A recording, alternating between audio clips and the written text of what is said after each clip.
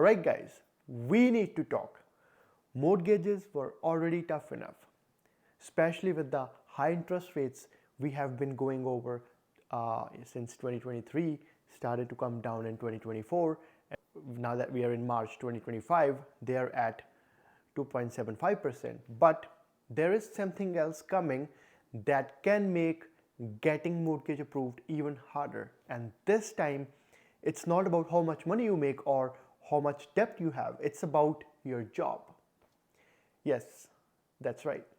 If you work in steel or aluminum or even certain other industries, the banks are starting to say, sorry, not interested. Yes, that's right. And let me explain why this is happening, because it's honestly wild. Hi guys, this is Harji Sidhu, your civil engineer and realtor who helps buy, sell and build houses in Southern Ontario. So here's what's going on.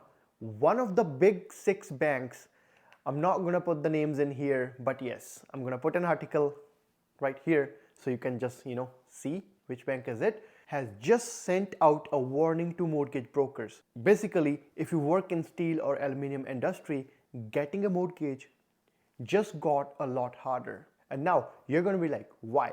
Well, tariffs. The US has already slapped 25% tariff on steel and aluminum, right? And Canada hit back with tariffs on $29.8 billion worth of US goods. Now, the banks are worried that the layoffs might be coming. And if you're at risk of losing your job, well, that's a red flag for the lenders. And here's the crazy part. It's not about steel and aluminum anymore.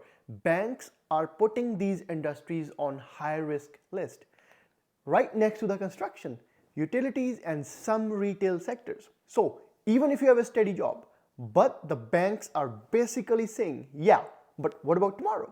Look, banks are businesses, not charities, right? They're here to make money.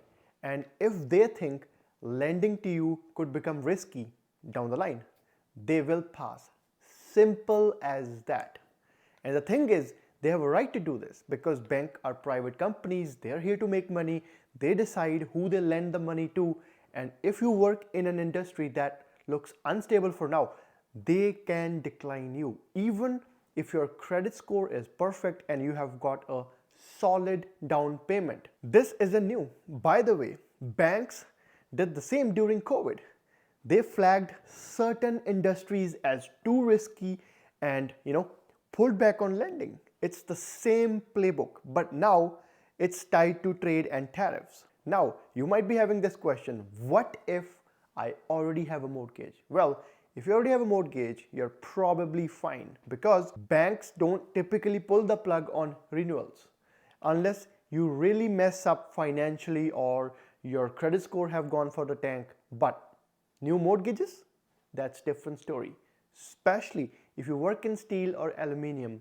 If you work in steel or aluminum, both you and your partner work in those industries, banks are going to look hard. Even if you're fully employed right now, they might still be hard on you, or they might decrease your affordability, or at times they can even say no. That's just not one bank.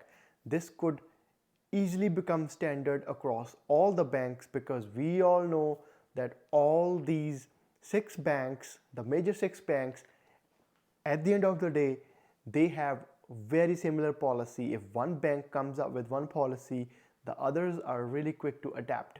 And now, where's the government in all this? Honestly, kind of sleep at the wheel.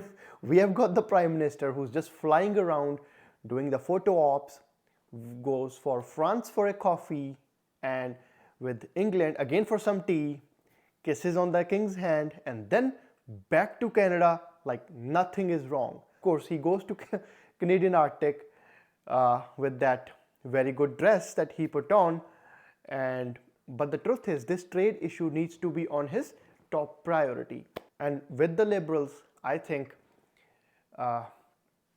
everything else is same. They have just brought in a new face to be the Prime Minister, and the policy is going to remain the same. In fact, Carney was probably responsible for a lot of economic policy, which he should be part of taking the blame. They just can't get rid of Trudeau and say, hey, this was all Trudeau's fault, right? Well, it happens in politics. It's still a long time till the elections, and I'm assuming most likely the elections are going to be on 28th, if not on 28th April, then it might go to first week of May. But forget the slogans of all the parties, including Liberals, Democrats, Conservatives.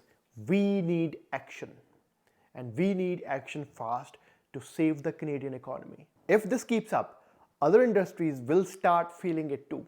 More job losses, more people being declined for mortgages, and the whole housing market could start to wobble. All right, what can you do about it? First, get ahead of it. For example, if you work in any of these high-risk industries and if you're thinking about buying a house, talk to a mortgage broker now. Don't wait for the banks to tighten up even more.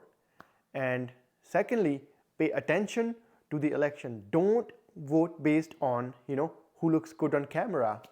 At this point, I personally don't like the Liberals because of the 10 years of economic mess, immigration mess, tax mess that they put the economy to go through.